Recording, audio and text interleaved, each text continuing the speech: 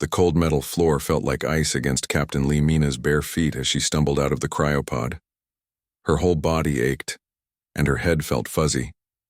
She had been asleep for so long that she couldn't remember how long it was supposed to be. The ship around her was dark except for red warning lights that blinked on and off. "Captain, you must wake up now," came a voice from the speakers. It was Atlas, the ship's computer brain. The voice sounded worried, which was strange because computers usually didn't sound worried. Mina tried to stand up straight, but her legs were weak. She grabbed onto the wall to keep from falling down. All around her were thousands of others sleeping. Pods, but they were all still closed. The people inside were still sleeping their deep sleep. "What's wrong, Atlas?" she asked. Her voice came out rough and scratchy. "We have big problems, Captain. Very big problems." Mina looked around the sleeping room. Everything looked wrong. There were sparks coming from some of the wall panels and she could smell something burning. This was not how she was supposed to wake up. They were supposed to wake up slowly, all together, when they reached their new home among the stars. "Tell me what happened," she said as she put on her uniform. The clothes felt strange after sleeping for so long. "Captain, we are not alone. There are ships around us, many ships, but they are not human ships." Mina's heart started beating fast. She walked as quickly as she could to the elevator that would take her to the bridge. The elevator was slow, and she could hear strange noises in the walls of the ship. Something was very wrong.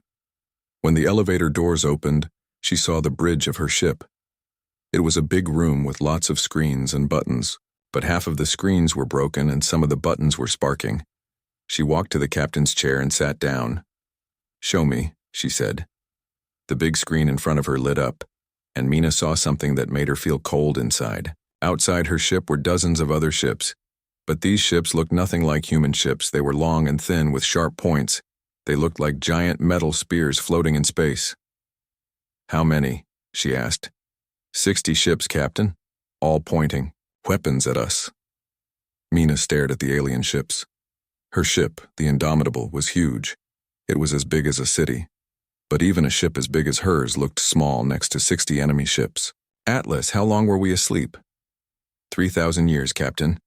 The words hit her like a punch. 3,000 years. Everyone she had ever known was dead. Earth, her home planet, was ancient history. They were supposed to fly to a new galaxy far away and start over. But something had gone wrong. "Where are we?" she asked, even though she was afraid of the answer. "We are back in the Milky Way, Captain. We never made it to our new home." Before Mina could ask more questions, a new voice came through the speakers. It was not Atlas, it was not human. The voice was deep and strange, speaking human words but with an accent she had never heard. "Human ship, you will give up now. Turn off your weapons and prepare to be boarded. If you do not obey, we will destroy you." Mina looked at the alien ships on her screen. She thought about her crew, still sleeping in their pods. She thought about all the humans who had trusted her to take them to safety. She thought about Earth, the planet they had left behind when the Great War made it too dangerous to stay. Atlas, what happened to Earth? What happened to humanity? "Captain, I have been listening to their radio signals. Humans still exist, but they are slaves. The aliens conquered our people long ago." Mina felt anger growing in her chest. Her people were slaves. After 3,000 years, after all they had suffered, humans were still not free. The alien voice came through the speakers. Again. "You have 1 minute to surrender, human ship." Mina stood up from her captain's chair. She walked to the weapons control panel and put her hand on it. The panel came to life under her touch, showing dozens of weapon systems she had hoped never to use. "Atlas, wake up the senior officers. All of them. Right now." "Captain, that will take time. The aliens are demanding surrender now."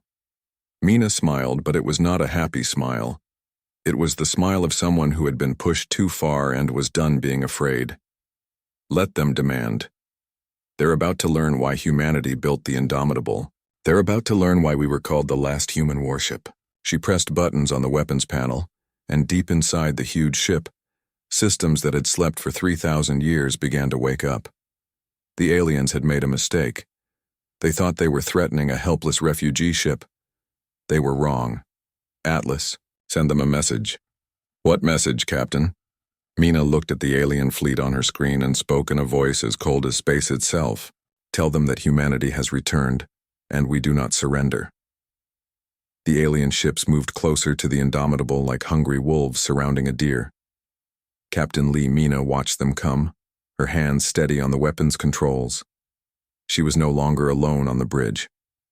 3 of her officers had woken up from their long sleep and rushed to help her. "Captain, I count 60 enemy ships," said Lieutenant Kim Hana from her station. Her voice was calm, but Mina could see her hands shaking a little. "They're all bigger than anything we fought in the old war." "Size doesn't matter," said Commander Park Jimin as he checked the defense systems. "What matters is who's driving the ship." Through the speakers, the alien voice came again. This time it sounded angry. "Human ship, your time is up. We are sending boarding parties. Do not resist or we will kill you all." Mina looked at her officers. They had all volunteered for this mission 3,000 years ago, knowing they might never see home again. Now they were the only humans awake in a galaxy that had forgotten what humans could do. "Gentlemen, lady," she said quietly, "it's time to remind the galaxy why they feared us." Small ships began launching from the alien fleet. They looked like metal wasps flying toward the Indomitable. There were dozens of them, each carrying soldiers who wanted to capture the human ship. "Boarding pods incoming," reported Kim Hana. "They'll hit us in 30 seconds. "Let them come," Mina said. She pressed a button on her chair. "Atlas, activate internal defenses. Full power." Deep inside the Indomitable, systems that had been sleeping for thousands of years suddenly came alive. In the dark hallways of the ship, panels slid open in the walls. From these openings came small gun turrets that had been hidden all this time. The alien boarding pods hit the ship's hull like hammers hitting an anvil. The aliens inside cut through the metal walls and jumped into the ship's corridors. They were tall creatures with 4 arms and gray skin. They carried weapons that glowed with blue light. But as soon as they stepped into the hallways, the hidden turrets began firing. Red laser beams cut through the darkness and the aliens started falling. They had expected to fight sleeping humans. Instead, they were fighting the ship itself. "Internal defenses are working perfectly," reported Park Jimin with a grin. "The boarding parties are being eliminated." But Mina wasn't watching the internal battle. She was looking at the big alien ships outside. Time to show them what a real warship can do. All weapons. Fire. The Indomitable had been built during humanity's darkest hour, when they were losing a war against terrible enemies. Every weapon on the ship was designed to kill things that were bigger and stronger than humans. Now those weapons spoke for the first time in 3,000 years.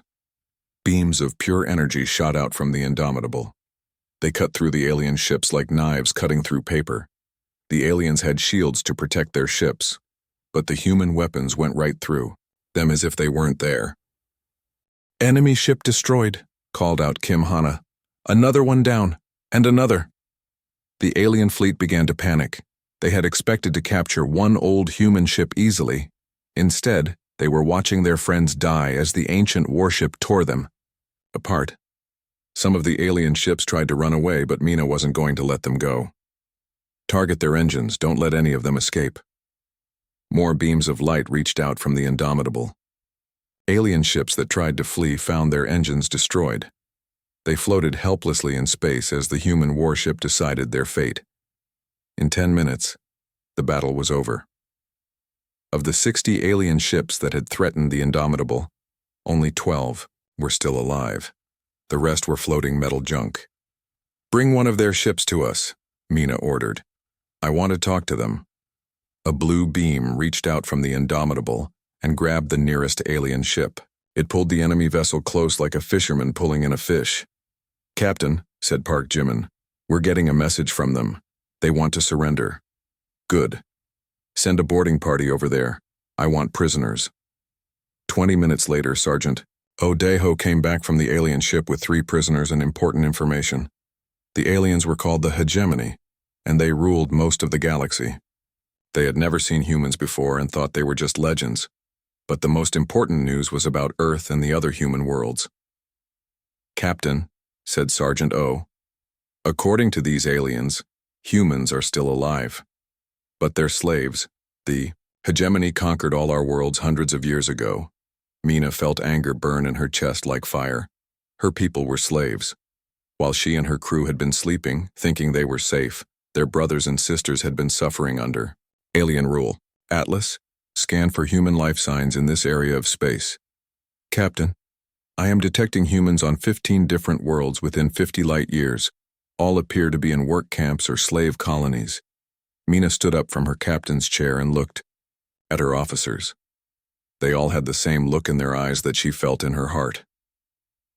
It was time for war. Set course for the nearest human colony, she ordered. It's time these aliens learned what happens when you enslave humanity. The Indomitable is going to wake up the galaxy. The first human colony was on a gray moon orbiting a dying star. Captain Lee Mina stood on the bridge of the Indomitable and watched through the big screen as their ship appeared in the sky above the moon. On the surface below, she could see thousands of tiny lights moving around like ants. What are those? Lights? She asked. Human workers, Captain, answered Lieutenant Kim Hana, checking her instruments. About 50,000 of them. They're mining rare metals for their alien masters. Commander Park Jimin pointed to other dots moving on the screen. Those are the guard ships. They're running away as fast as they can. The alien guards had taken one look at the massive human warship and decided they didn't want to fight. Their small ships were racing away from the moon like scared rabbits. Mina felt sick as she watched the scene below. These were her people, humans like her. But they had been born into slavery. They had never known freedom. They probably didn't even know that humans had ever been free. Send down the shuttles, she ordered. Take them weapons, medicine, and food, and tell them that humanity has returned. As the shuttles flew down to the moon's surface, Mina went to check on her crew. More people were waking up from their long sleep every hour. The ship's hallways, which had been empty and quiet, were now full of people walking around and talking. But something was wrong. Engineer Kang Minji had found something in the deep parts of the ship that worried her.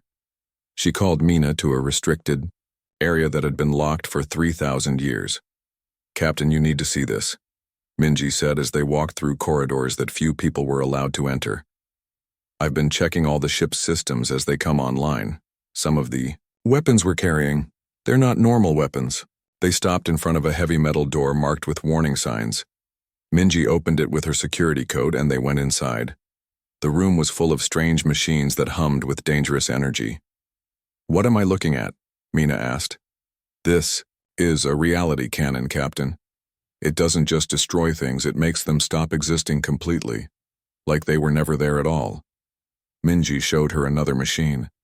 This creates tiny robots called nanites. They can eat entire enemy fleets and turn them into dust in minutes. At the back of the room was the largest weapon of all. It was as big as a house and covered in warning labels. And this one? Mina asked, though she was afraid to hear the answer. Planet Cracker, Captain. It can break whole worlds in half with one shot. Mina stared at the terrible weapons. She had known the Indomitable was powerful, but she hadn't known it carried weapons that could destroy entire star systems. Atlas, she called out to the ship's computer. Why are these weapons on board? They weren't part of our original mission. Atlas's voice came from the speakers, and for the first time, he sounded almost sad. Captain, I can now access files that were locked during your sleep. The Indomitable was not just a refugee ship. You were humanity's final plan. What do you mean? The leaders of Earth knew that humanity might not survive the war, so they built this ship to carry not just people, but every dangerous weapon and piece of technology we had ever created. If humanity was destroyed, you would start a new human civilization in another galaxy, a civilization that could never be conquered. Mina felt the weight of responsibility settle on her shoulders like a heavy blanket. She and her crew weren't just survivors. They were carrying the most dangerous weapons in human history. Back on the bridge, Communications Officer Lee So-jin was listening to radio signals from across the galaxy. Her face was pale as she reported what she was hearing. Captain, news of our return is spreading everywhere. The hegemony is calling emergency meetings. They're scared. How scared? Mina asked. They're mobilizing every fleet they have. Ships from 100 different alien races are heading toward this area of space. Through the main screen, Mina could see the shuttles returning from the moon below. The human slaves they had found were now free, armed with weapons from the Indomitable. For the first time in their lives, they could fight back against their oppressors. But Mina knew this was just the beginning. Word was spreading that the legendary human warship had returned. On worlds across the galaxy, human slaves were hearing the news and beginning to hope.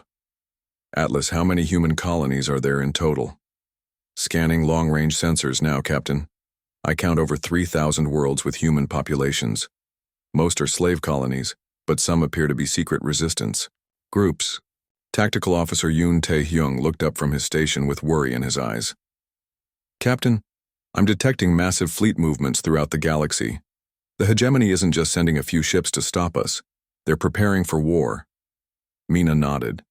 She had expected this. The aliens had ruled the galaxy for 1,000 years by keeping everyone afraid and divided. But now there was one ship that wasn't afraid. One ship that could fight back. Let them come, she said quietly. For 3,000 years they've told themselves that humans were weak, that we were born to be slaves. It's time we showed them the truth. She looked at her crew, good people who had volunteered to leave everything behind to save their species. We're not just one ship anymore. We're hope. And hope, once it starts spreading, is impossible to stop. Captain Lee Mina stood on the bridge, watching the biggest space battle she had ever seen coming toward them. The enemy had found them in the Centauri system, where 3 human colonies had been freed just days before. Now the sky was full of alien warships, more ships than she could count. How many? She asked Lieutenant Kim Hana. Over 300 ships, Captain. Maybe 400. They have us surrounded completely. The alien fleet was massive. Ships from dozens of different species had joined together to stop the Indomitable. Some ships looked like giant metal spiders. Others were shaped like swords or hammers. All of them had their weapons pointed at the single human warship. Commander Park. Jimin checked his weapons panel. Captain, all our special weapons are ready to fire. The reality cannons are charged. The nanite pods are armed. Mina looked at her crew.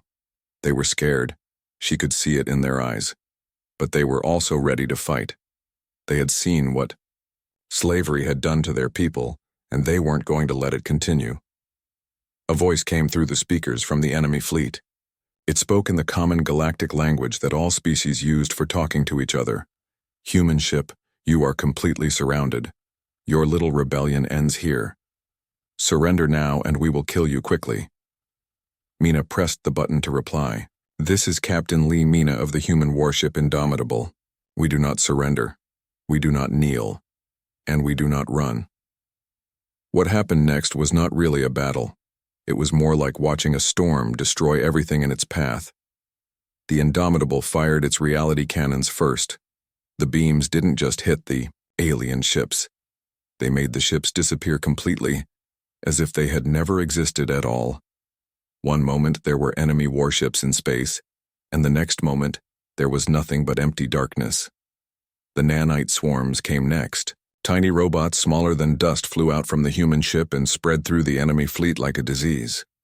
When they touched the alien ships, the metal began to dissolve. Proud warships that had ruled the galaxy for centuries crumbled into nothing as the nanites ate them from the inside out. Some of the alien ships tried to run away, but they found they couldn't. The Indomitable had somehow locked down all the space around them. Their engines wouldn't work. They were trapped. Enemy fleet strength down to 60%, reported Kim Hana. Now 40%, now 20%. In less than an hour, the greatest fleet ever assembled to fight humanity was reduced to scattered pieces of metal floating in space. Only a few dozen enemy ships were left, and they were begging for mercy. But victory came with a terrible price. In the medical bay, Dr. Shin Haiwan was treating crew members who had operated the special weapons. The weapons were so powerful that they hurt the people who used them. Captain, she said when Mina came to visit the wounded, every time we fire the reality cannons, the gunners age by months. The nanite weapons are causing brain damage to their operators. Mina knelt beside Gunner Park Donghyun. He had been 25 years old when the battle started. Now his hair was gray and his face was lined with wrinkles. "Was it worth it, soldier?" she asked him. The young old man smiled weakly. "Captain, I've seen humans walk free for the first time in centuries. I've seen our enemies run in fear." Yes, it was worth it. All across the galaxy, the news of the battle spread like wildfire. On slave worlds, humans who had never dared to dream of freedom began to whisper about the return of the legendary warship. Some began to fight back against their masters for the first time. On the bridge, communications officer Lee Sojin was listening to messages from across space. "Captain, we're getting signals from human resistance groups on dozens of worlds. They want to know if the stories are true." "Tell them yes," Mina said. "Tell them humanity fights back." But Navigation Officer Kim Won-ho had bad news. His instruments showed massive movements of ships throughout the galaxy.